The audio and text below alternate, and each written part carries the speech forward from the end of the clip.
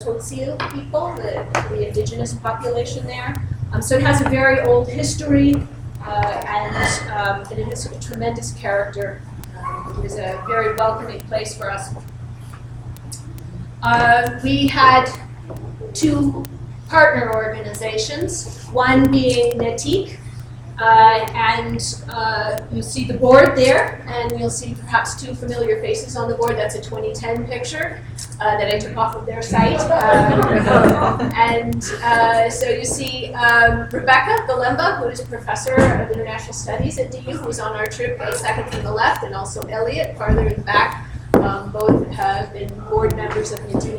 NETIC is also directed by Anita Smart, who is really magnificent as a coordinator.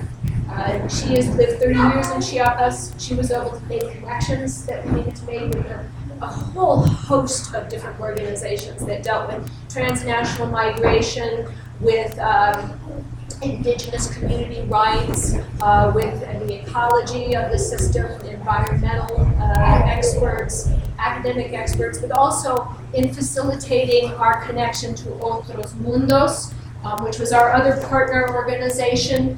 And this organization was, oh, pardon, I have two going. This is one of our two guides, Libertad, Otros Mundos. We were originally planning to be led by Gustavo Castro, who perhaps know the story of what happened to him. He was present with Berta Cáceres in Honduras when she was shot and killed. He also was wounded, and so he has had to step back from the spotlight for safety reasons. And others have stepped into that position of leadership, including Libertad. We also had another young guy. Both of these young women were just very, very knowledgeable and were able to convey a lot to us on this trip. One of the first stops that we had was a tour of an alternative technologies development site. And we heard from Libertad and Tanya. I think I'm standing in your way. We heard from our two guides from Otros Mundos about how this site had developed. Once again, two things here. Yeah, here's the architectural site where they are developing alternative technologies.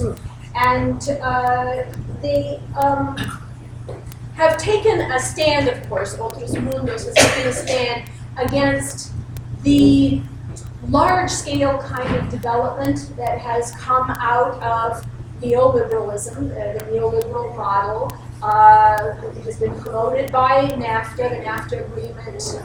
It has manifested itself as Plan Panama originally in the region, and it has since changed its name to Mesoamerica because Plan Panama got a very bad name very quickly. A lot of resistance to it arose. Part of the problem was that it depended very heavily on extraction, on mining especially, on large-scale projects, building more highways, building more airports, building more ports, grand-scale tourist projects that use a lot of water, large-scale commercialized agriculture that uses a lot of pesticides, and chemical fertilizers, and so forth. The Otros Mundos has taken a position against this kind of development and has, at the same time, sought to develop alternative technologies. And so at this site, they have constructed a building, actually a set of buildings, out of sustainable materials. You see everything here is ecologically sound. So you have the use of clay, you have the use of bamboo. You actually will see here they use bottles, wine bottles and beer bottles, as not just art, but also as a means of channeling solar energy into the building. The bottles are set up in such a way that they capture heat during the day and convey that heat into the building at night. This is really a marvelous building. I'm going to give you a few other slides that give you a sense. Again, art was just as important as sustainability. So there were many windows, beautifully crafted, painted with sustainable materials. You'll see again the bottles, the beer bottles that are around there. They came in different colors, and they really just gave a beautiful look to this place. And being able to see outside, being able to feel part of the wilderness area, the mountain area, while you were inside was one of the objectives. So there were a lot of different windows, different types. Here you see the architect, one of the architects who took us on the tour. And again, you see how the bottles are embedded in the walls in a very artistic fashion. You can see the bamboo. Bamboo is a really important type of material. It has many ecological qualities. It reproduces very, very quickly, 3 to 5 years, and you have a mature tree. It's actually a kind of grass. And at the same time, it's very strong, very durable, endures all types of temperatures. It is, I have a few other notes about bamboo. It doesn't require a lot of chemical inputs and fertilizers in order to be reproduced. It grows almost. So instead of felling old trees, old forests, the emphasis is on using something that is more easily reproduced and doesn't need all of these inputs.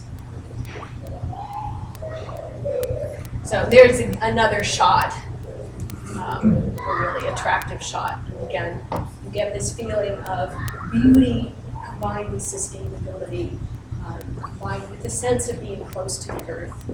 They used tires, they recycled old tires and set them up as staircases from one level of this complex to another. They were very sturdy, it was very surprising and very even. It was very easy to predict how high you had to go up with each step.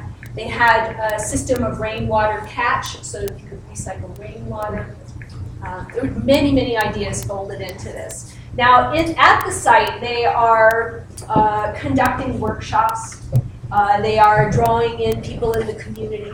The idea is to try to convince people to adopt these ideas. The rainwater catch, the use of these materials, dry toilets, using recyclable materials. We asked them where they had gotten all these bottles. They said, oh, we just went down to the bar, far from here, and sure enough, we had as many as we needed in a very short time. So there was no lack of materials for these kinds of things. But they're conducting workshops to groups locally, to communities, to even people from other areas in Mexico and other countries are coming to participate and find out how they are using these materials, and to just promote a different kind of thinking about development. Another place we went to soon after we visited the archaeological site was the Universidad de la Tierra in San Cristobal, the University of the Earth. As many of you know, I'm sure, the Zapatistas conducted an uprising in 1994, deliberately coordinated with the implementation of the North American Free Trade Agreement, or NAFTA. It was clearly a signal that they were in protest. Of course, they had existed before that. They have roots that go back at least a decade before that. And this was an opportunity to challenge the government directly.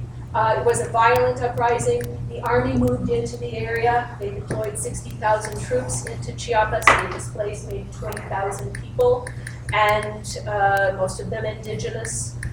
There was fighting that went on. There was an agreement that was signed in 1996, and this agreement was to provide for land reform along the lines that had been part of the tradition in Mexico, along the lines of supporting the idea of communal farming, or the ejido, where you have joint community ownership of land.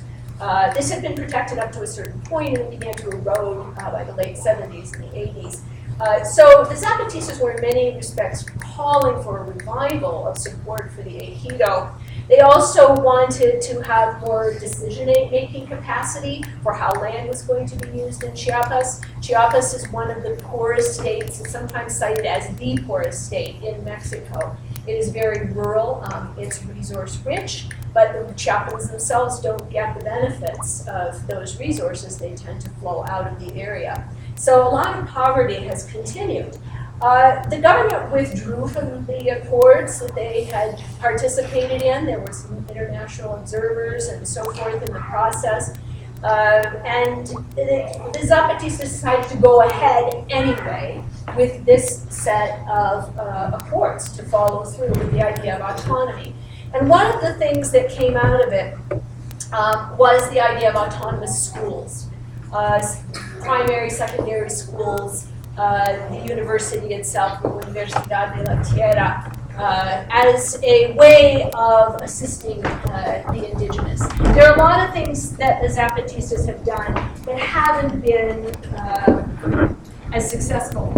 But in talking to people in Chiapas, I did get the impression that they felt that one of the things that have been positive, one of the developments that the Zapatistas were responsible for was the school system, and there were more young indigenous people who had a chance to develop skills, to study a variety of things, including liberal arts and so forth. And so, we had a chance to visit the Universidad and to walk around and to get a tour and to hear a couple of the spokespeople tell us about the goals of the university. What we found was that usually indigenous youth as young as 12 years old could come there. They stayed about as long as they were able to because some of them had to work at home. But at the same time, a lot of them didn't have work, they didn't have skills, and so they could come here and they could learn a whole variety of different kinds of things, whatever they were pretty much interested in, whether it was cooking, carpentry, plumbing, farming, construction, also music, also computers, accounting, and things like philosophy and history. But the approach is one of guided by Zapatista philosophy, guided by the idea that people had a right to have control over the land around them, that the government had abandoned them in many respects, to understand Chiapas' role in Mexican history, and generally there's a revolutionary ethos that guides the academic curriculum. I know a couple of people who were on, lots of people were on that tour. Other things that any of you would like to add? Yes, the young lady in the back row there. Lorena is our other speaker today. Well, I had a similar thought, thank you. Yeah. When I brought a series of slides as well, and I thought of inviting all of us to come up and share at the same time. On this slide, I'll share that. I really like what we were told about, that there's kind of this expectation. Puedes hablar más fuerte porque no. Okay, voy a tratar. You can just stand up and speak real loud. Sorry, I didn't put you on the That's okay. That a lot of the indigenous people that attend, they go back to their communities and they teach what it is that they learn in school. And that's kind of, I don't know if it's a spoken thing, but I think it probably is. There's that responsibility of giving back what they've received, and a lot of the instructors are old students that come back and then become teachers. So I really like that aspect of this school. It's about empowerment, not just for the individuals, but for the communities from which they come from. I was going to add one of the philosophies that they really draw from the Zapatistas is kind of this handling the hierarchy of the traditional education system. And so the model has always been govern by obeying. So kind of flips the governing social contract where you govern by obeying the will of the people. This kind of walk while learning is kind of one of those philosophies that they have. And so what's interesting about the curriculum is it's, as Lynn was saying, you stay as long as you're able. You also decide when you're done. And so it really gives students an active role in their education. They try to break down, the teacher-student relationships, which is really about them learning together. And so again, you could leave whenever you felt you're ready, and you could come back whenever you wanted to learn more. My sense of the revolutionary ethos that we talked about was that the whole educational paradigm is in keeping with these continuing declarations of Zapatistas. If you want, I don't know if you wanted to say more about that, or correct me if I'm way off base.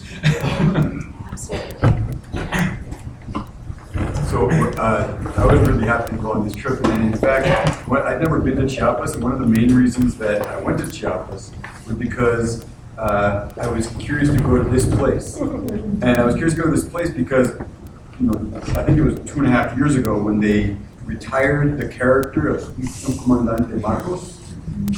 And, they said this character is not, the person is still there, but the character is not going to be part of what the Zapatistas present to the world anymore. In fact, now we have Subcomandante Galeano and Marta or Maria and Moises, and they have a whole host of new characters who are people, and in fact the new characters also have particular identities, like a indigenous person or a campesino, a peasant, or a woman. And so they include these additional identities into their revolutionary character. That's part of what they're representing as they present this persona to the world. And so 2.5 years ago, when this was sort of happening, there was a whole flurry of emails and communications coming from the Zapatistas in Chiapas, and it was coming from this place.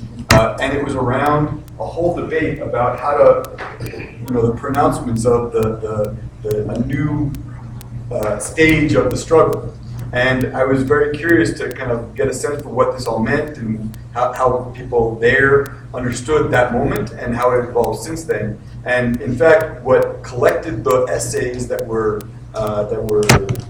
written and spoken at that date 2.5 years ago were collected into a series of books called the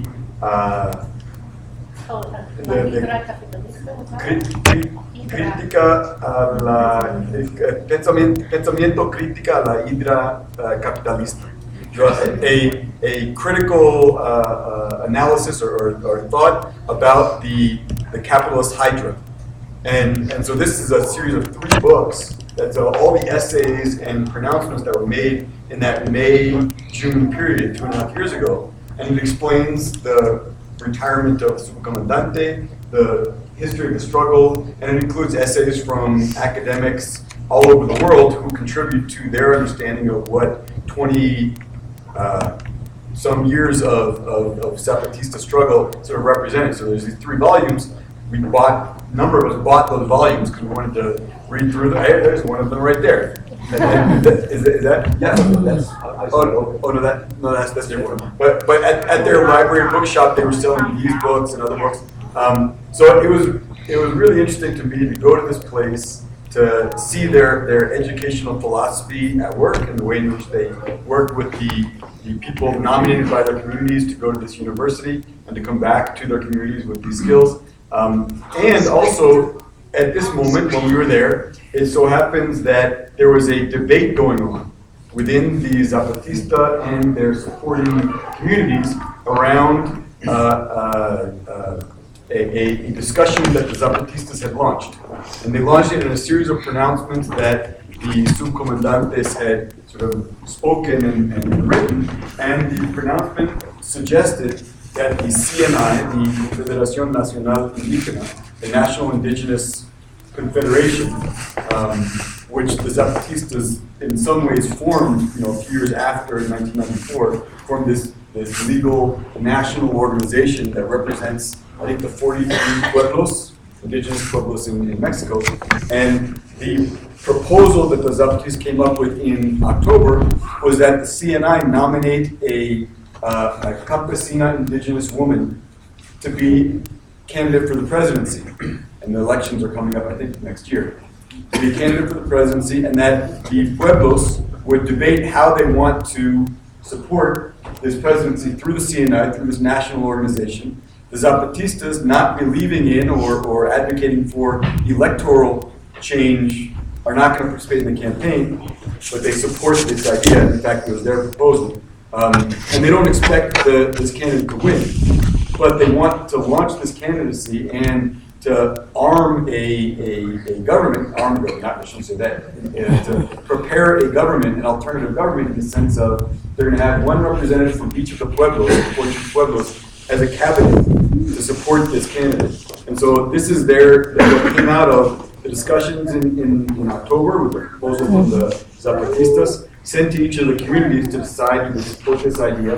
And then after we were there was a meeting over Christmas and New Year's when all the representatives of the pueblos came, and CNI came to this place, the Universidad de la Tierra, and they had this debate about whether or not they wanted to go forward with this proposal. And the last pronouncements that I heard were that, in fact, they did want to go forward with the proposal, and so they will now go back to the communities and identify their representatives and the candidate that's going to be running and what the platform is going to be and all the rest. What was especially interesting, and I'll stop now, what was especially interesting while we were there was that we were there we went on a Wednesday, and then on Thursdays they have discussion groups.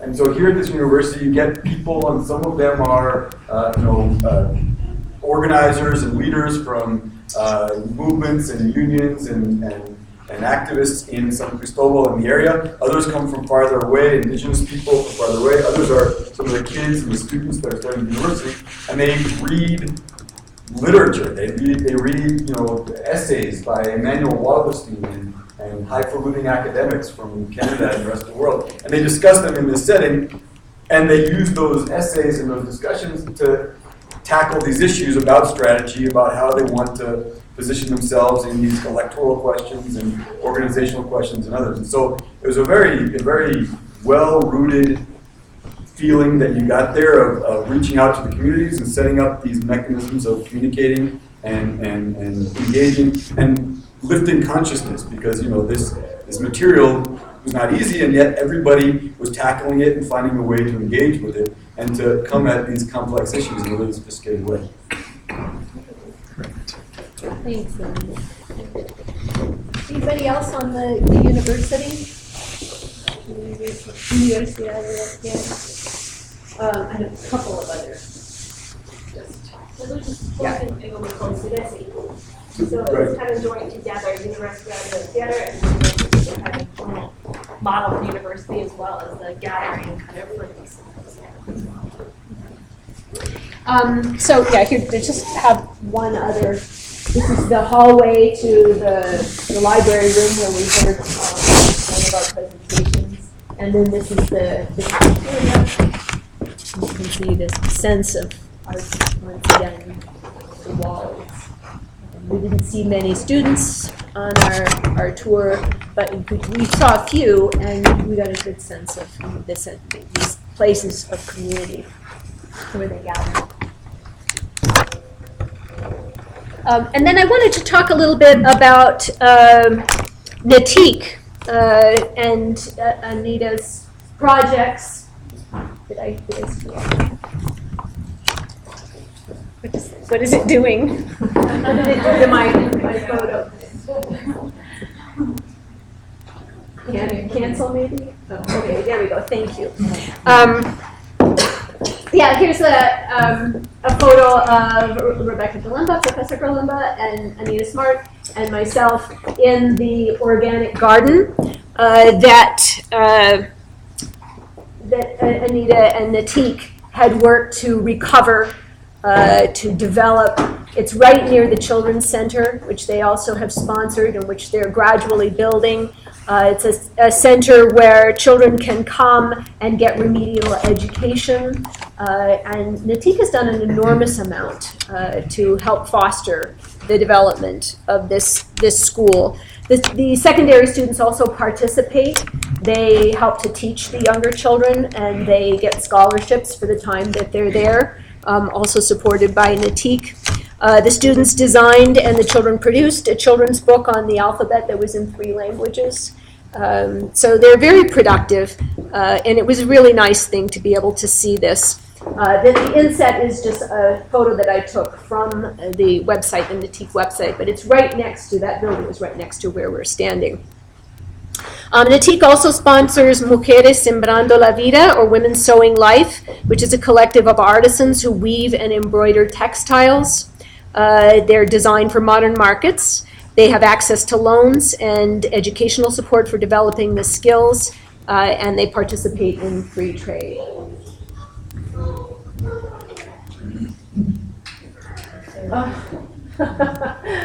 Okay. Sorry about that. My photo didn't come out. Actually appropriate because it was like about Some of the others are going to end up the same way, I'm afraid.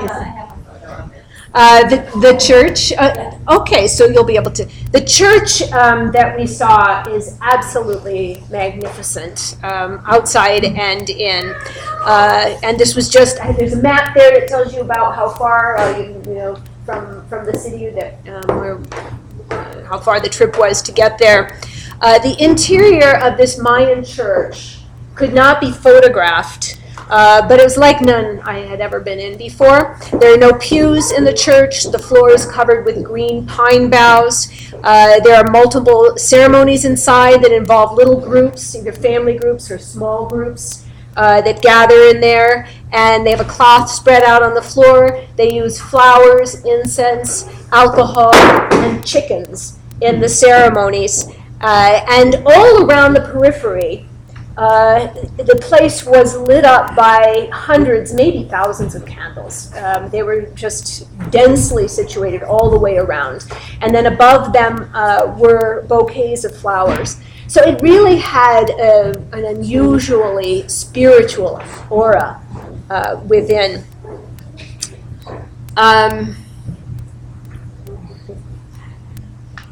We also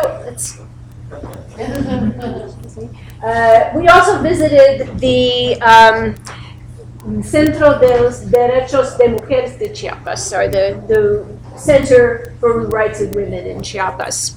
And this is a center that has Highlands origins and aims to serve indigenous women. It addresses their concerns about land rights, supports them in their opposition, their resistance efforts to try to hold on to their land, in their protests against highways and other mega projects. It also seeks to help women with community and family issues like domestic violence. It's difficult to get into the communities sometimes, and so they use theater as a way of gaining access and moving into the communities. They act out different kinds of problems that the women might relate to. They take some of their ideas from the women themselves. They work with the women. They provide legal assistance. They provide workshops so that they understand what their rights are. They support them in a variety of different ways. And so here we all are, gathered. I think that's most of us. It was really an impressive presentation. The women from the Highlands areas themselves made their presentations. They talked directly to us. And afterwards, we all kind of linked hands and we chanted some of their slogans and some of ours. And it was a very nice feeling to it. Other comments, other experiences at the Women's Center, things that I might have missed on this? Yeah. What language were the people that you met speaking, Spanish or a traditional Mayan? Tzotzil, which is spoken in the area, and some spoke Spanish. And then we had it translated into Spanish for us. There were two other dialects as well. Tzotzil, Tzotzal, and I think some more Right. quite sure, but depending on the region, most of the Highlands, Tzotzil and Tzotzal, which is actually usually intelligible to read, but then sometimes there's women who come from, the jungle regions, other regions, and they only speak other languages. Anything else? Yeah.